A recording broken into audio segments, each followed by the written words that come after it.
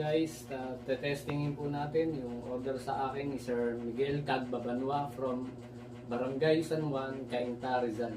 So yun guys, nakaset po itong 5 piso igib sa 5 piso, 10 saka 20 pesos. Bali yun lang po yung mga pwedeng iulog dito na nakaset. Yun po yung pinaset sa atin ni Sir Miguel Cagbabanwa.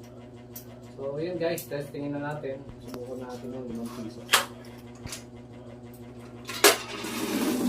Na bago yun, ito naman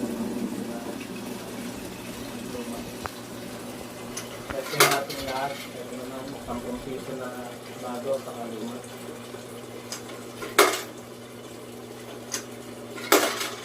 and then yung last 20 pesos.